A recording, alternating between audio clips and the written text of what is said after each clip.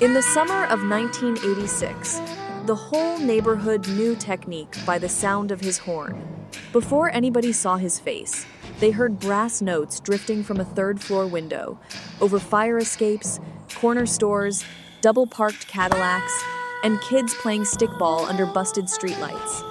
Technique was 26, thin as a switchblade, sharp as Sunday shoes, and tired in a way young men were not supposed to be tired. He had music in his chest, but trouble in his pockets. His real name was Marcus, but nobody called him that except his mother, and she had been gone 3 winters. On the block, he was Technique, because he could make anything work. A broken amp, a locked door, a bad hand, a bad lie. His older brother Crates was 29, built wide, always in a leather jacket too heavy for the weather. He got his name carrying milk crates full of records when he DJ'd basement parties. Now he carried different crates for different men, and nobody asked what was inside. Both brothers grew up around music, but music did not pay rent fast enough. By the mid-'80s, the neighborhood had rules. Some came from church mothers leaning out windows, some came from corner crews, some came from men in suits who never lived there, but somehow owned half the fear. Technique had been a bookie runner for a small Italian crew across town. Numbers, slips, envelopes, messages, nothing big enough to make the papers, but enough to keep him chained. He told himself it was temporary, just until he saved for studio time, just until Crates got out of debt, just until they could disappear somewhere with blue water, palm trees, and nobody asking who they used to be. Technique kept a Caribbean postcard taped inside his trumpet case. White sand, green hills, a little club by the water. Every night before sleep, he looked at it and made the same promise. One more job, then gone. The last job came on a humid Friday when the air smelled like rain, gasoline, and fried onions from the corner cart. Vincent called Technique into the back room of a social club where old men played cards beneath cigar smoke.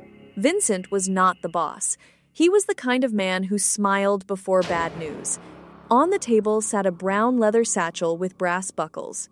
Technique looked once and knew not to touch it. Vincent told him to take it to Mr. Bellafiore. Straight there, no stops, no questions.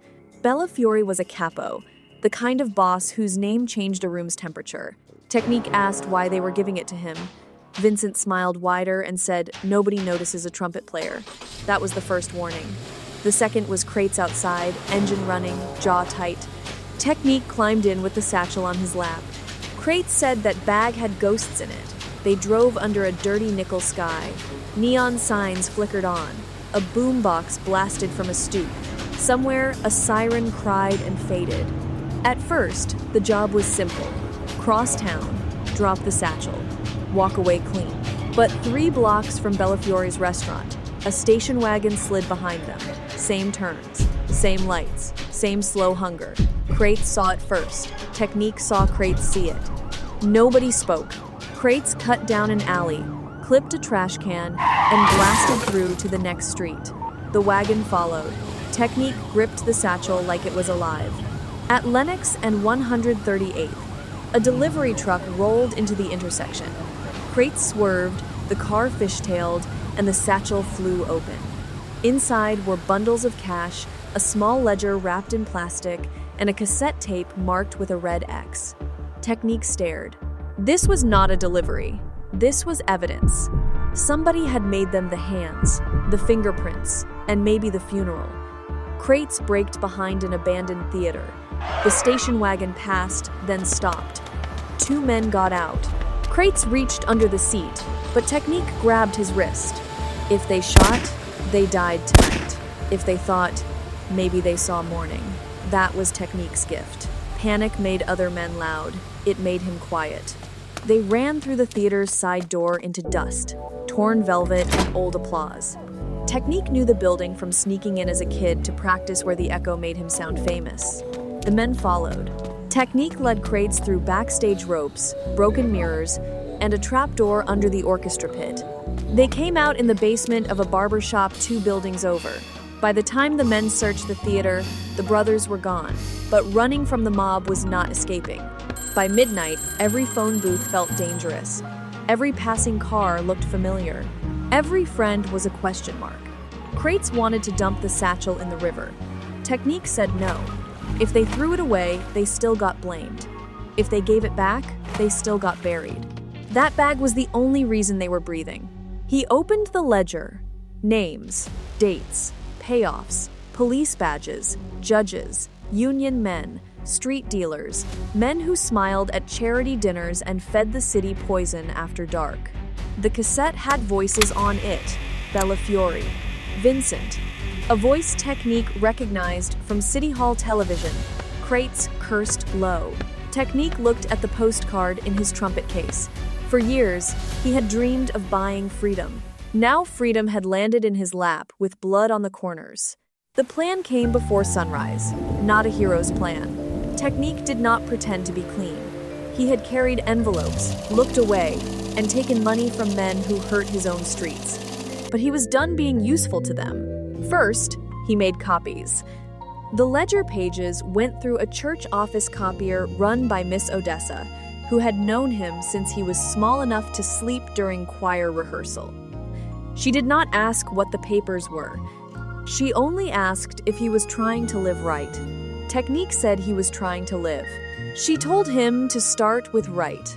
Second, he hid the cassette inside a hollowed-out record sleeve in Crates' old collection. Third, he called Vincent from a payphone and sounded like a scared kid. He said the satchel was safe, the chase spooked him, and he wanted money, passports, and a clean ride out. Vincent laughed and called him stupid. Technique said stupid had his boss on tape. The laughter stopped. They set the meeting for dawn at the old elevated train platform, closed for repairs above a street still sleeping. Technique arrived with the satchel. Crates watched from a rooftop across the way, no weapon this time, only a long lens camera borrowed from a wedding photographer. Bellafiore came himself in a pale suit that looked wrong against rusted steel. Vincent stood beside him. 2 cars waited below. Bellafiore said the boys had made a mess. Technique said he had found one. The capo offered money, then threats, then more money. Technique listened, face blank. That was street sense. Let powerful men hear themselves talk. They always believed their own voice was a locked door. Technique told him the originals were close, but the copies were already far. If anything happened to him or Crates, envelopes would land with reporters, federal offices, and one stubborn church lady who knew how to make noise. Bellafiore stared like he was choosing which bone to break first. Then the first police siren sounded below.